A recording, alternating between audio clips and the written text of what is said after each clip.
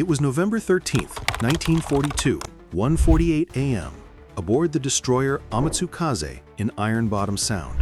Commander Tamichi Hara clung to the bridge railing as star shells erupted overhead, harshly illuminating his ship. For 2 decades, the Imperial Japanese Navy had perfected night combat into an art. Now, American shells were exploding around his ship before his lookouts could even spot the enemy muzzle flashes. Through the windows, Hara witnessed a violation of all established naval doctrine. American warships were firing with mechanical precision at ranges over 10,000 yards in total darkness. There were no searchlights betraying their position, nor any star shells to precede their salvos. The radar-directed guns of the USS Helena had found Amatsukaze. When Hara desperately switched on his own searchlights to locate his attackers, the American cruiser's 6-inch shells immediately killed 43 of his crew. Just 3 kilometers away, the Japanese battleship Hiei, the pride of the fleet and a Pearl Harbor veteran, shuddered under a concentrated fire from ships her crew could not see. She was being systematically destroyed from beyond visual range. What no Japanese officer yet understood was that they were facing the newly deployed SG surface search radar. This technology would revolutionize naval warfare and completely erase Japan's crucial tactical advantage in just 18 months.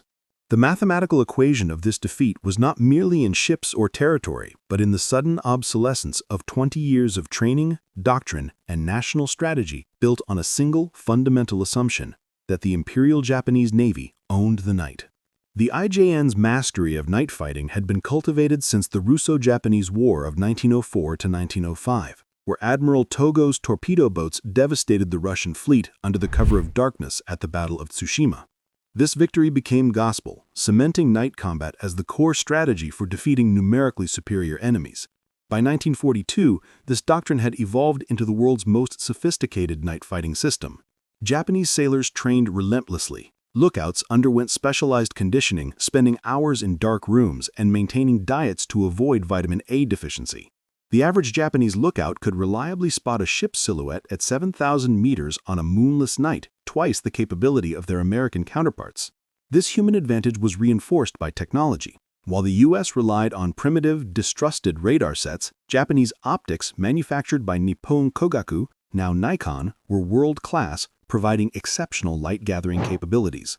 Moreover, the Japanese Type 93 Long Lance Torpedoes could strike targets at 24,000 yards, far exceeding the night detection range of any American ship.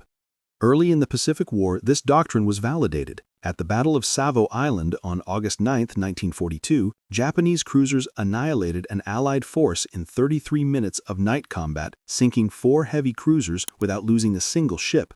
At Tassafaranga on November 30, 1942, a single Japanese destroyer squadron ravaged a superior American cruiser force, torpedoing 4 ships in minutes. Unknown to the Imperial Navy, a silent revolution was unfolding in American shipyards and laboratories. The SG surface search radar, developed through the combined efforts of the MIT Radiation Laboratory and the Naval Research Laboratory, was a quantum leap from previous primitive sets. Operating on a 10-centimeter wavelength with 50 kilowatts of power, the SG radar could detect a destroyer at 15 nautical miles and track it accurately enough for blind firing at 10 miles. The foundation of this success was the Cavity Magnetron, delivered by the British Tizard Mission in September 1940. The first Fletcher-Class Destroyer, USS Fletcher, commissioned in June 1942, carried this revolutionary system as standard equipment. By November 1942, Fletcher was operating in the Solomon Islands, though she was the only one of her class present at the naval battle of Guadalcanal. The system's Plan Position Indicator, or PPI scope, offered a real-time, circular, God's-eye view of the battle space, updating every 2 seconds. Operators could distinguish ship types, track torpedo wakes, and even spot periscope-depth submarines. The system functioned perfectly in day or night, clear weather or storms, smoke or fog. Crucially, the SG radar was integrated with the Mark 37 gun director and an analog computer. This system calculated firing solutions in seconds, automatically compensating for target speed, course, wind, and the ship's own motion. The 5-inch 38 caliber guns of the Fletcher class could fire 15 to 20 rounds per minute with pinpoint radar-directed accuracy. The night of November 12th to 13th commenced the shattering of Japanese assumptions. The naval battle of Guadalcanal began when Rear Admiral Daniel Callahan's task force intercepted Vice Admiral Hiroaki Abe's bombardment group. While the USS Fletcher was the only new destroyer class present, several ships, including the cruiser USS Helena, carried the SG radar. At 1:24 a.m., Helena's SG radar detected Japanese ships at 27,000 yards, far beyond visual range. For the next 20 minutes, American radar operators tracked the Japanese force, while Japanese lookouts strained fruitlessly into the darkness.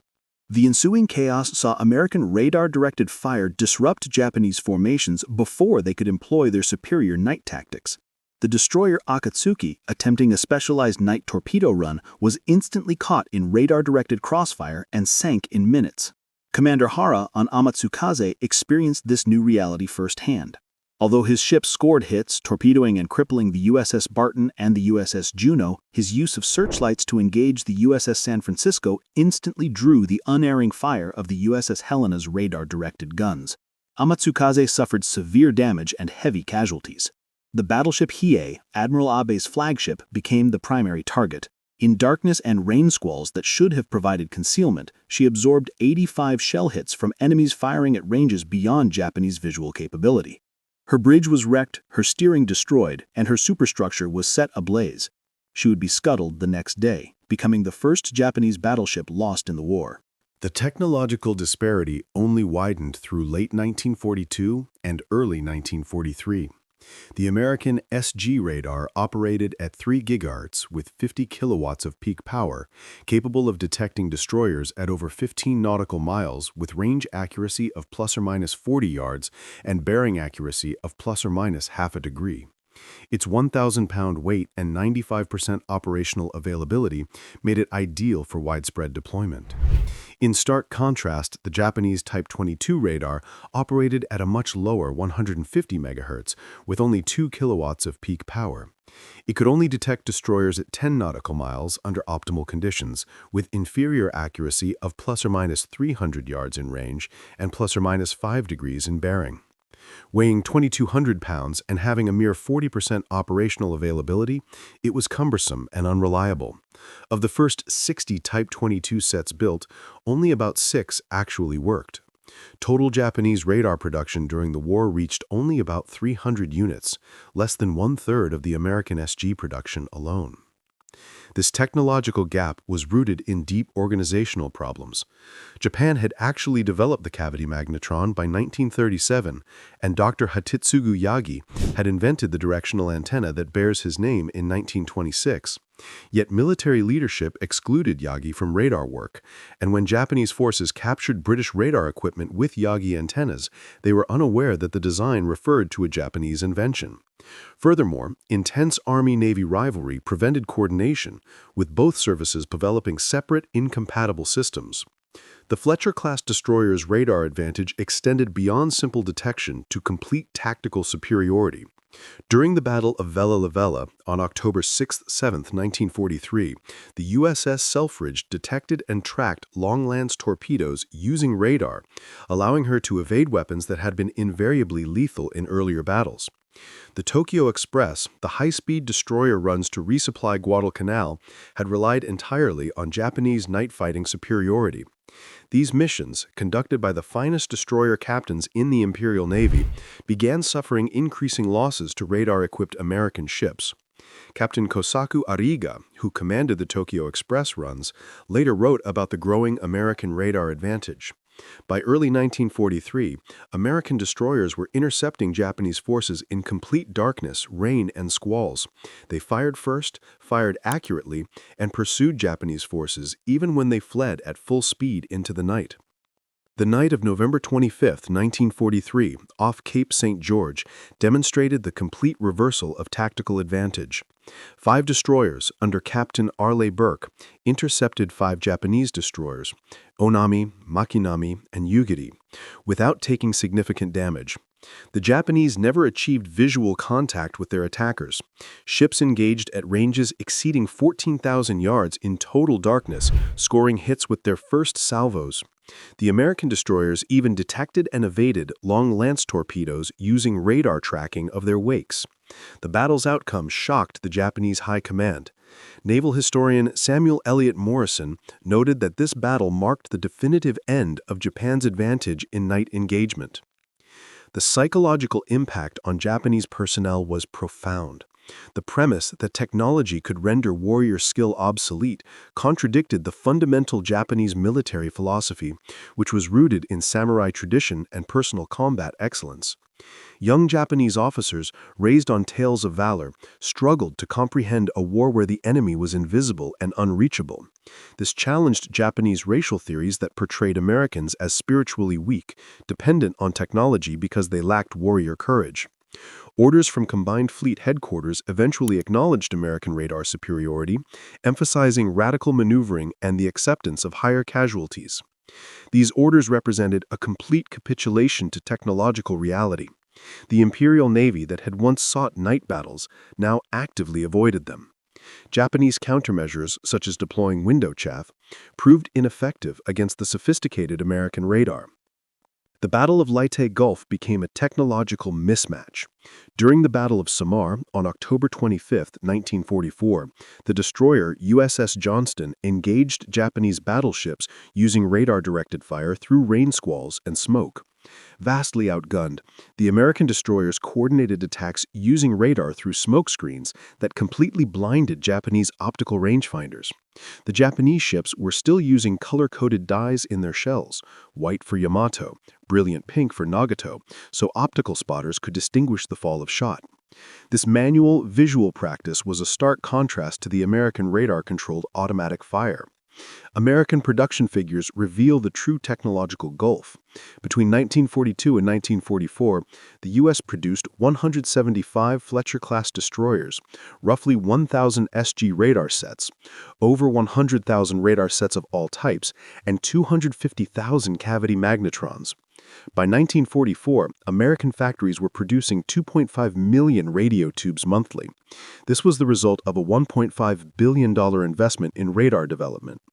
In the Naval Destroyer War, the exchange ratio was devastating. During the pre-radar era, before July 1943, Japan had lost 31 destroyers in night combat, while America lost 21. But in the radar era, from July 1943 to August 1945, Japanese destroyer losses in night combat totaled 47, while American losses dropped to 4.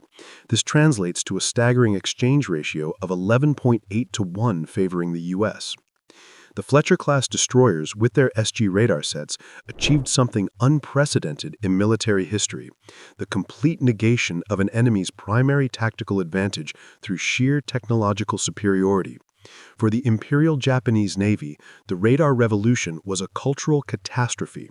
The age of visual naval combat dependent on human skill and the warrior spirit ended in the waters around Guadalcanal, replaced forever by electronic warfare that cared nothing for courage or tradition.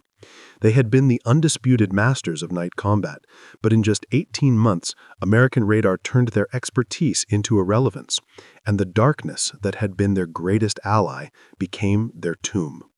The revolution was complete, irreversible, and devastating.